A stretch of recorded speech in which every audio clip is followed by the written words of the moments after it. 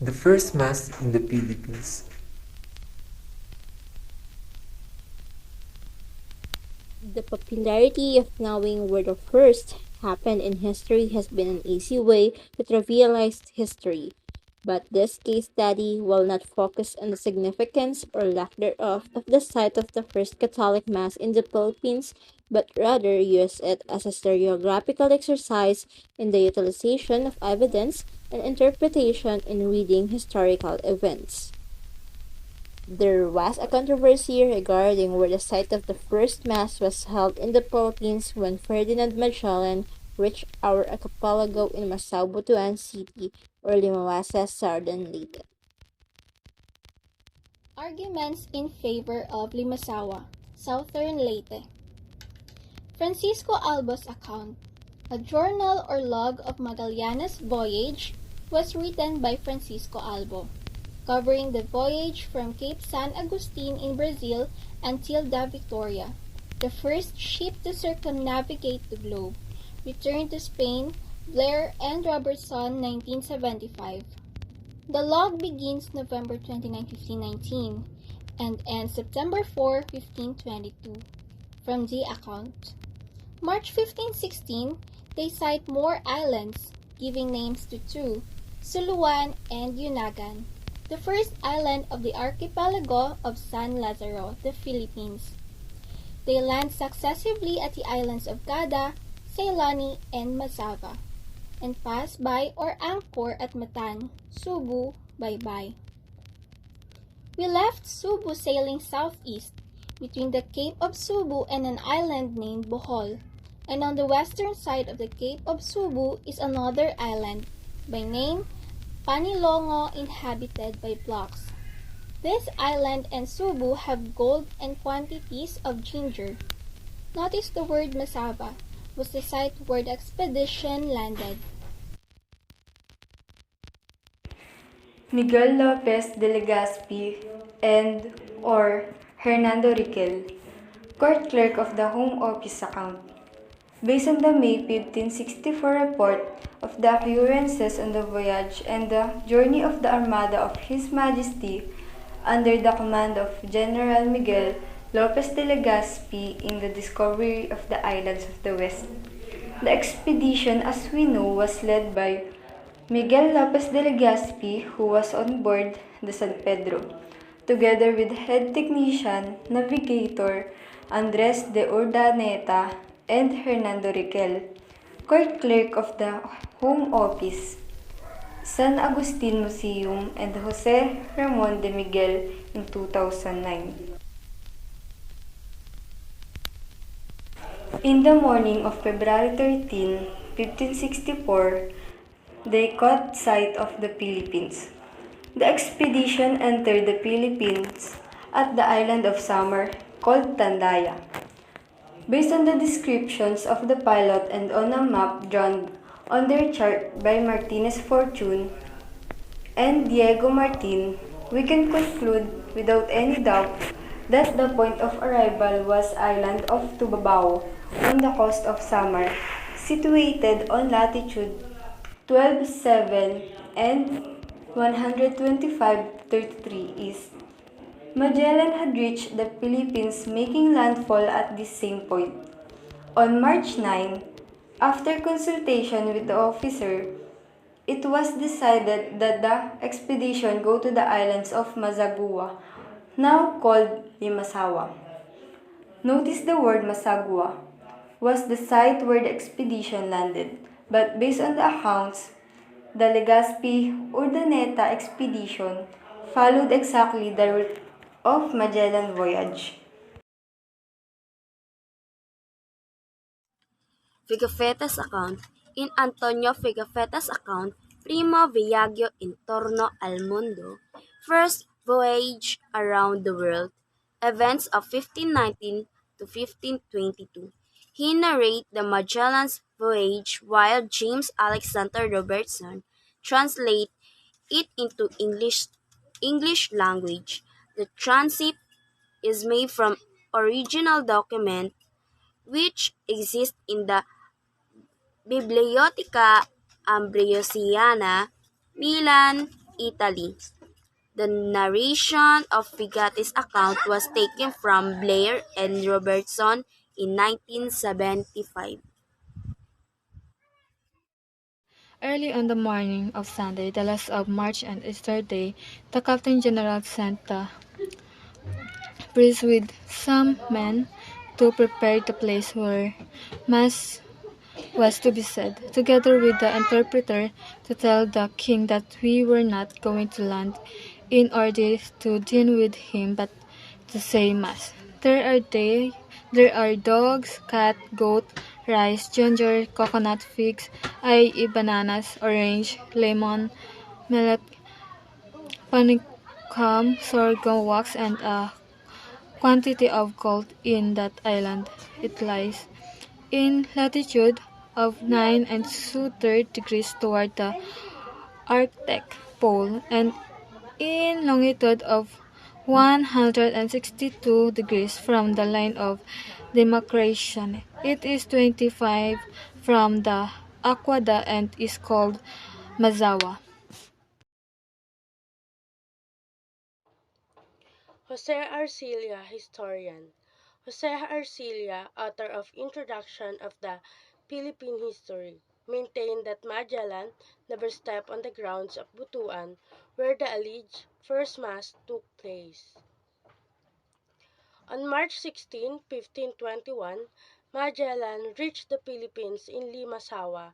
The islanders and Europeans quickly became friends. The islanders described to the newcomers other places, like Butuan and Calagan, Caraga, but Magellan did not go there. Arguments in favor of Masao Butuan City. Gregorio Said, 2002, provides narration of what transpired during the first Mass in the Philippines. Below is his narration. Another important event took place at Butuan. The first Mass was held on the shore of Masao. Butuan on Easter morning, March 31, 1521, it was said that Father Pedro de Valderrama, the Spanish chaplain, officiated the Mass. The Filipino kings and their mayor attended the Mass along with Magellan and his men. After the Mass, the Filipinos were treated to a fencing exhibition by the Spaniards. Then at sunset of the same day, Magellan planted a huge wooden cross on top of the hill overlooking the sea. Zaida also enumerated 6 points favoring Masao, Butuan City as the site of first Mass in the Philippines. These are: first is the name of place, as various accounts provide that the place where the Mass was held has 3 syllables, which is Masao, while Limawasa has 4 syllables. Second, path leading to Homonhon, as the sources provide that the ship sailed 20 to 30 leagues from Homonhon and the first destination to the site of first Mass, taking a west-southwest course. Third, location of the latitude. Other primary sources locate the place at 90 north latitude and others at 9 2/3. With this location, it easily takes away Limawasa as possible site because it is closer by 10 degrees and support the claim of Masao Butuan because it is exactly at 9 degrees. Fourth, the passage to Cebu, which is perfectly similar to the one taken by sailor from Cebu to Butuan. Fifth, the material culture in Butuan, such as the practice of making bonfires, the balanghay, in which Butuan is the site of at least 9 excavated balanghay relics, and the houses by which natives of Masao build their houses on stilts as compared to the natives of Limawasa, which built low houses as a protection against typhoon. Lastly, the geographical features of Butuan. The following geographical features of Butuan are as follows. 1. The abundance of gold in Masao as opposed to Limawasa. And second, a developed settlement in which it is believed that Butuan was developed port long before the Westerns came. accounts at the end of the 19th century and the start of the 20th century supporting Butuan as the site of the first Mass. Fred Atkinson, author of The Philippine Islands, published in 1905, provides in his book, but without lingering, Magellan continued westward and in March reaches Butuan, on the northern shore of Mindanao, where he landed and racing across on a small hill nearby and celebrating the first Mass in the Philippines, took possession of the island in the name of the King of Spain and began to win over the people to Spanish authority. Atkinson, 1905. John Ford, author of Additional Pages from an American Cruiser in the East, which was published in 1898, provides in his book, on November 26, 1520, Magellan, found himself on the broad Pacific and boldly stood to the northward. And on March 16, 1521, he reached Ladrones Islands and sailed along the north coast of Mindanao. During Easter week of the same year, he arrived at the entrance to the Butuan River, where the first Mass in the Philippines was celebrated. Written also in the military notes on the Philippines in September 1898 at the United States Adjutant General's Office, a recognition of Butuan as the site of the first Mass in the Philippines, the account states. Butuan town is situated on the right bank of the river Butuan, about 18 miles from the mouth, and contains some 2,000 inhabitants, chiefly engaged in working a gold mine in the vicinity. The anchorage is frequented by traders from Port Misamis and from Cebu, and Mr. Lune remarks that carried from 3 to 5 fathoms of water between the bar of the river and the town. The water of the river at Butuan is fresh and used to drinking. The town of Butuan is celebrated in history as being the place where Magellan landed, after his anchorage near Limasawa Island, and where he celebrated the first Mass in the Philippines. Limasawa Law. On June 19, 1960, Republic Act No.